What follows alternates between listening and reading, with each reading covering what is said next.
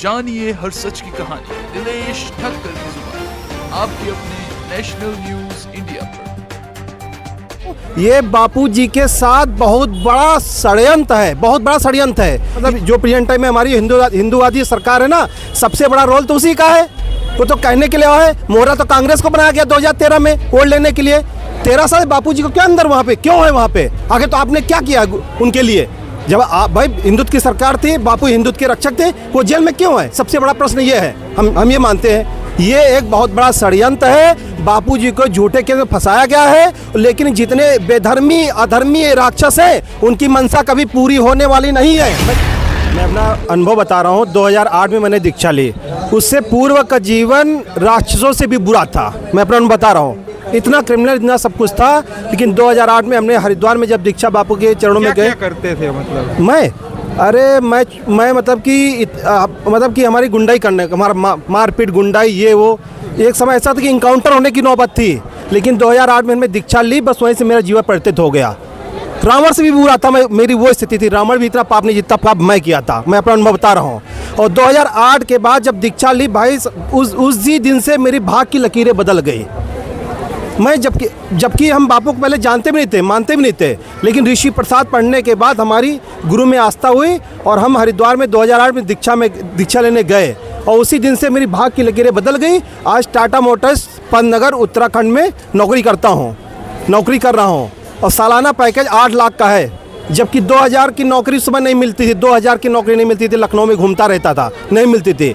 लेकिन बापू ने हमको कहाँ से कहाँ करा दिया है, कहाँ से कहाँ पहुँचा दिया है। और दूसरी बात बता रहा हूँ, ये बापू जी के साथ बहुत बड़ा षड्यंत्र है, बहुत बड़ा षड्यंत्र है। इसमें ईसाई मिशनरीज और हमारी जो राजनीतिक पार्टियाँ जो प्रेजेंट टाइम में है, जिससे मतलब जो प्रेजेंट टाइम में हमारी हिंदूवादी सरकार है ना, सबसे बड़ा रोल तो उसी का है। वो तो कहने के लिए है, मोहरा तो कांग्रेस को बनाया गया 2013 में वोट लेने के लिए। मोहरा उसको कांग्रेस को बनाया, सारा खेल तो इनका था। है? जब तुम कहते हो हम हिंदुत्व की सरकार, तो किस बात की हिंदुत्व सरकार हो भाई? है? एक बापू जी के चरणों में आकर के मत्था टेकते थे, 24 घंटा पड़े रहते थे, तब कहते हमको कोई नहीं जानता है। है? जब पद मिला उसके बाद तो भूल गए 13 साल से। कहाँ थे भाई उस समय? है? 13 साल बापू जी को क्या अंदर वहाँ पे क्यों है? वहाँ पे आगे तो आपने क्या किया उनके लिए? जब आप भाई हिंदुत्व की सरकार थी, बापू हिंदुत्व के रक्षक थे, वो जेल में क्यों है? सबसे बड़ा प्रश्न ये है। हम ये मानते हैं।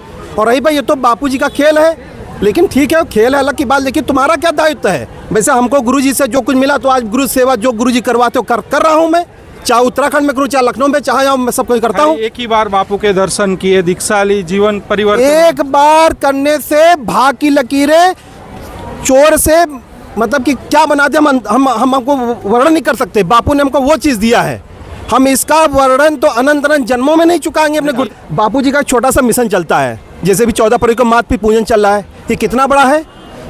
वैलेंटाइन डे मनाते थे, बापू जी ने कन्वर्ट करके माता पिता पूजन कर दिया। कितना जो हमारी मतलब कि फूल देना, ये वो बहुत सारी मतलब कि समाज जो बिकते हैं उन सब बंद हो गया। बड़ी बड़ी जो कंपनियां थी उन सबका नुकसान हो गया। तो भाई वो लोग तो अरबों रुपये लगा देंगे, उनकी बड़ी क्या बड़ी बात है भाई? है? अभी आपके लिए, आप पत्रकार, आपके लिए अगर हम अभी अरबों रुपया लगा देंगे तो न्यूज़ चैनल तो आपके बारे में दिखाने लगेगा, आपको अंदर कर देगा। इसमें बड़ी बात क्या बात होती है? ये एक बहुत बड़ा षड्यंत्र है। बापू जी को झूठे केस में फंसाया गया है, लेकिन जितने बेधर्मी अधर्मी राक्षस हैं उनकी मंशा कभी पूरी होने वाली नहीं है। मैं फिर भी कह रहा हूँ आज की बात, आने वाले समय बापू को पूरी दुनिया मानेगा ना चाहते हो, क्योंकि आज के बापू साक्षात नारायण भगवान है, अनंतरम ब्रह्मांड, जिनकी सत्ता चले ऐसे बापू जी। देख लो ये क्या, इतने लोग क्या खड़े? लेकिन ये तो अंधश्रद्धा है, अंधविश्वास है, ऐसा कहना है। उन मूर्खों को पता नहीं श्रद्धा होती क्या है। अरे ये उनको क्या पता है? श्रद्धा ना होती तो हम ऐसे भागते भागते थोड़ी चले आए हूँ उत्तराखंड से। 1200 किलोमीटर दूर है, मैं यहाँ पे आया हूँ।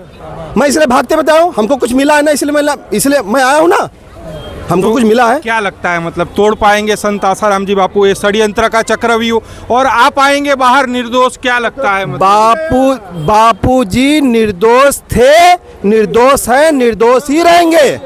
भारत तो छोड़ दो, विश्व की कोई ऐसी ताकत नहीं बापू जी को वहां रख सके। वो तो बस खेल खत्म है, बहुत खेल जो चल गया थे। अब खेल ऐसा आने वाला है कि भारत नहीं पूरे विश्व में बापू जी का डंका बज के रहेगा, बज रहा है। ये क्या देखो, छोटे छोटे बच्चे, ये देखो कहाँ से आए, इनसे पूछो, सब भागते क्या है? कुछ मिला है? नहीं तो हमने घर पे रहते, हमको कुछ नहीं मिला तो हम यहाँ क्या करने आते भैया? ये देखो, ये कोई दे ही नहीं सकता है और ना कोई दे पाएगा, कोई नहीं। ये तो जितने हैं सब ऐसे ही हैं। लेकिन अगर आपको अपना मंगल अपने घर परिवार करना है तो बापू जी के शरण में आओ। बापू साक्षात भगवानों के भगवान है, हमारा अपना अनुभव बता रहा हूँ, ठीक है। और सबका मंगल होगा। और रही बात ये क्या है ना, एक तो ये सब मतलब बापू क्या है ना, बापू सबका मंगल करना चाह रहे हैं। इतने मोटेरा में जगह ही नहीं बची है, तो बापू जी का खेल है, कुछ दिनों का चला। बापू आने वाले समय बापू को हर कोई मानेगा, हर घर घर में बापू जी की फोटो होगी, बापू जी की जय जयकार होगी। हरिओम। जानिए हर सच की कहानी दिनेश ठक्कर की जुबान, आपके अपने नेशनल न्यूज